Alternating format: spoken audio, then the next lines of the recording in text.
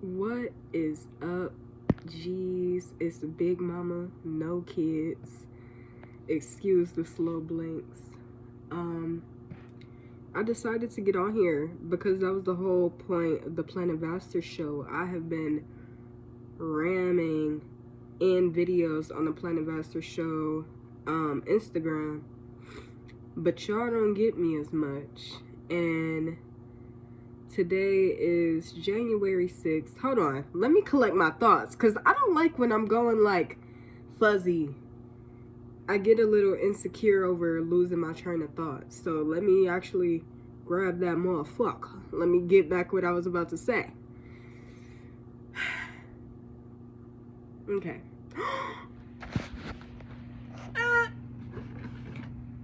Excuse me. Hold on. Be patient. The Bluetooth device is ready to pair. Big Mama. The Bluetooth device is connected successfully. Big Mama, no kids. Waiting for the right nigga, right time. I got a mic. And I don't want to use this the whole time. Hush now. I lied. I will use it. I forgot that I can turn that echo thing off. But this shit is low-key driving me mad right now. So, no. I'm not going to use it. Yeah. It's beeping and shit. Like a hospital bed. My bad, y'all. But yeah, we got a mic. We got a mic. You know, things have happened. Anyway. Today is January 6th and we in the year of the horse. And I've been learning rapidly. And side note, me and my mom watched Stranger Things season 1 together today. I saw it already in the past. That shit got me a little spooked now. Not spooked, but you know, I'm turning on the lights. I'm not too quick to turn them off. Like, let me make sure I'm out of this room and the next light is on before I'm walking in. And I hate that. I don't like horror. Wanted to tell y'all that as well. I learned that before this year, but you know, love to test my limits apparently.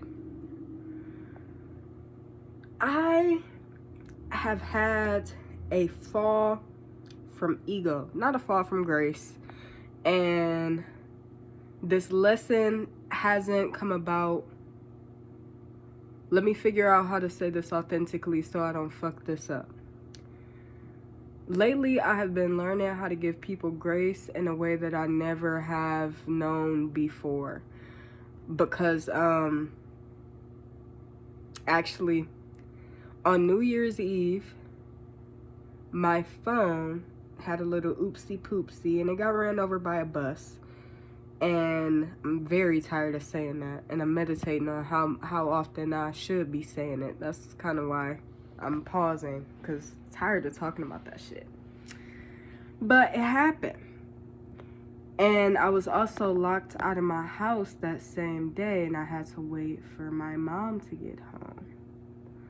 And yes, I still stay with my mom for now. Really didn't want to say that shit, but I mean, sue me. Fuck. I hate fear and judgment of niggas that's never been in my place. You know, I'm gonna be honest. I'm gonna do the best I can with what I got. Anyway. Yeah. I'm blessed to still have a mother. Thank God she let me be here. But anyway, she was gone. And I had just came home from a boxing gym. And my neighbor, I have to follow through because I'm 4 minutes in. My neighbor had opened the door for his wife's granddaughter. And he saw me out there. And I asked him, could I use his phone? I'm trying to call my mom because hence my phone is broken. Like, I don't have any way to contact this woman. So she didn't answer. Without hesitation, he like, here, come in. Now, the neighbor whose house I was in is a neighbor who I didn't have the best view of. Like, for good reasons in my book. But me not having a good view of her doesn't necessarily make her any less necessary to the world's plot. Like, she matters. Her existence matters, and God loves her.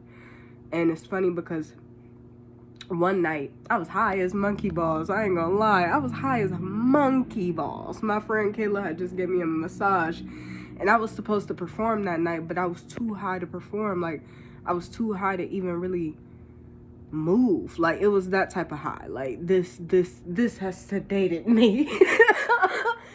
Like, it was fucked up.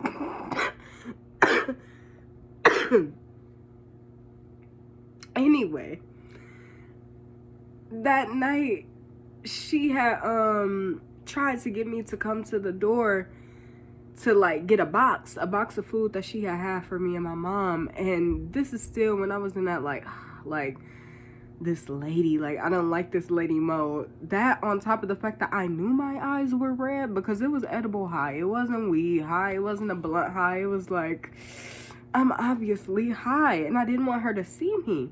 So Kayla, the saint that she is, she was like, I'll get it for you. I'm like, thank God. And she grabbed that box, and the first thing that I saw when Kayla brought the box in was like made with love. A lot of the things on that box said made with love. And I went to church last Sunday. Let's put a pin in that made with love thing. And I can cough out loud without covering my mouth because I'm in my room.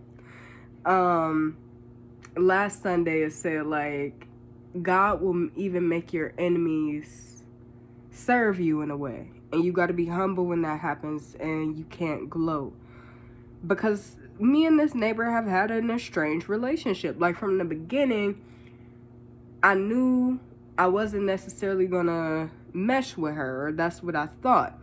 But this lady's husband let me in her house. He didn't ask her, and I didn't really want to come in, but it's just like, if not there, then where? Like, I only have one family member that stay in my city, like, close to where I could travel to them, and they don't even stay around me anymore. Like, I genuinely didn't really have any other options.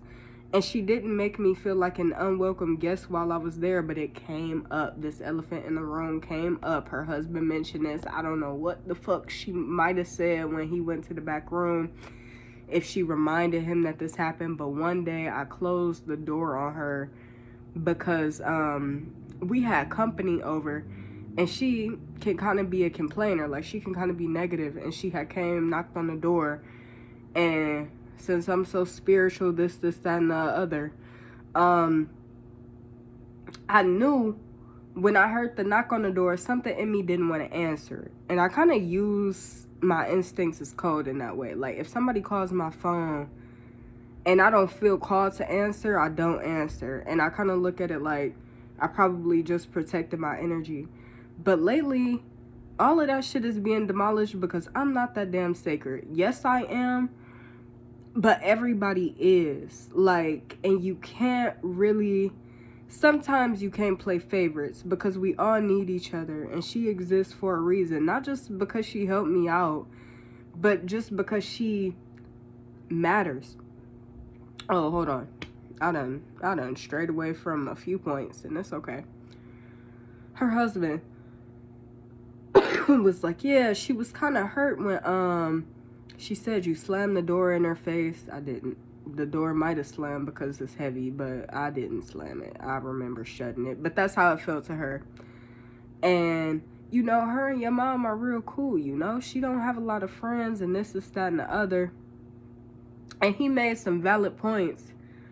But it was valid points that I never considered. Especially not from a heart space.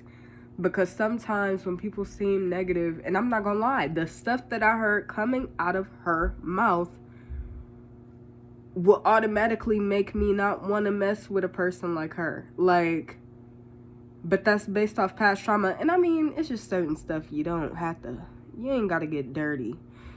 And if you would talk about them like that, you would talk about me like that. But again, I guess it doesn't matter. It does, but it doesn't.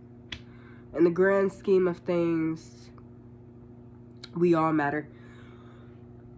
God, I hope I'm getting across well in this video. Not coming across well with delivery, but I'm aware that I'm one of them people that can like open a can of worms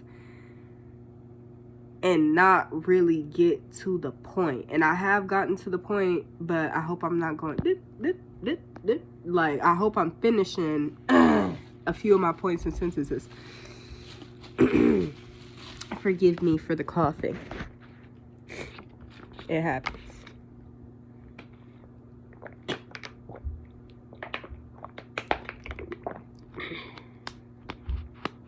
Ew. Real quick music break. In New York, concrete jungle where dreams are made of. There's nothing you can't do. Now you're in New York. These dreams will make you feel brand new. Big lights will inspire you. I got a dangerous attention span. Because automatically, I want to tell you how nonchalant my damn coach was when I texted him today. But let's stay on topic. Yes, honk for confirmation. The neighbor. So him saying that, like, damn, it hurt her feelings. And I remember in that moment, I said, you know, I didn't think she had feelings. And genuinely, like, my big adult ass said that to this man. And that was the first thing, because it kind of hit me. Because I'm like, damn, it hurt her feelings. Like, I knew my mom told me that it made her mad. And, you know, like, I could imagine when she said, when my mom wasn't around, like, yeah, that bitch, you know, whatever. But I guess I didn't consider that could be coming from a hurt feeling standpoint. Like, even though that's not necessarily the communication style that I like, even when people are communicating in ways that are like really ugly, it doesn't mean that it's centered solely in ugliness. Like, they have real feelings and emotions. And I've been thinking about this for a while, but spirituality demonizes duality sometimes, or at least modern day spirituality. And I see myself getting out of, like, it's certain things that I've been forced out of by life experiences, and God has had a very loving hand in my life when it comes to these type of things, dealing with difficult people. Because people can change. Like, the most seemingly unlovable person is loved by somebody. Like, that person matters. Ooh, and even that part. While I was over there, I was watching her interact with her granddaughter, and you can tell, like, her granddaughter loves her. Her granddaughter wasn't all over her, but I could see it. Like, this bond matters. These people matter. My mom, me and my mom, boy, during me being sick, I was low-key, I ain't gonna lie, I was being, like, mentally kind of ugly. Like, I was being mentally ugly, and God was kind of telling me, like, this version of you might lose some friends if we have some people around you right now, because I didn't give a fuck. And that's not how I was treating my mom, but, like, I was mentally like, she's trying to kill me, which felt like the truth, because I'm sick as a dog and I'm smelling like cigarettes, right? And it felt like she was chain smoking them. And I remember one day, and I know everybody goes towards that, well, get out of our house. Nigga, I'm working on it. And don't be a bitch, okay? Mwah. Don't. I get it. Been there, heard that. Anyway, it felt like she was chain smoking cigarettes one night. And when I woke up, I remember smelling it and being like, damn, that's strong. But when I got up and cut my light on, it felt like my room was smoky because of it. Like, damn, were you in here? It was crazy. But then, now that I'm coming at it with a sober mind and with less negative influence on my cranie, I realized, no, cigarettes have gotten stronger. One cigarette smells as toxic as tar. I don't know if it's because I'm sick, but the smoke is thicker, as strong as sage, but in a not good way. So she wasn't trying to kill me. And then God brought about a compromise as me and her watched Stranger Things. She started to like go in the bathroom and do it instead. It's been a whole lot of little shit, y'all. I wish I had the patience to really talk to y'all, to delve in, but I'm fearing that like your storage is full of notifications, so I feel like that's taking away my attention a little bit. But that compromise is beautiful. Like it's worth something, because a day ago I mentally thought that you were the most demonic person I've known in my entire life, because I'm in here sick and y'all can say whatever the fuck you want about being in anybody's house, but even if that was you and your baby daddy, your girlfriend, your dog, if your dog started chain smoking cigs and you sick in the house with them, you're gonna look like, nigga, do you want me to die? Like, you won't react. You wouldn't react like to it. You wouldn't. You would look at them a little different. But anyway, the compromise made me feel really loved. And the way that I was operating with my mom, like the lack of patience that I had over the past few days, low-key made me cry. Like, I was crying all day today. This is the most Alicia I've been in a few days, because it felt like God took me through the ringer, and it was all worth something. But it's like I had to lose myself to find myself, and I didn't know I could lose myself naturally. I put so much emphasis on like, oh, if I do edibles, this will ruin my life, because it changes and alters my mind to me. But like, I don't consider that shit could happen sober. Like, I be feeling immune to negativity if I'm sober, and that's not the case. But it's been fun witnessing life from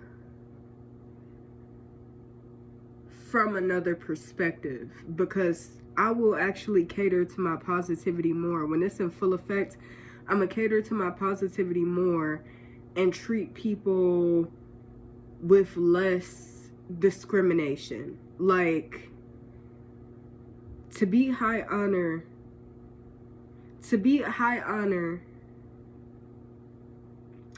is to uphold a certain level of grace now.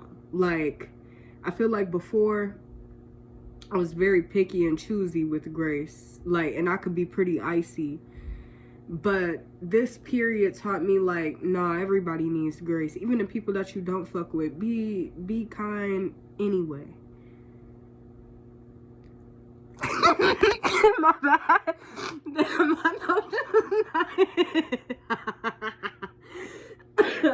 I got a notification.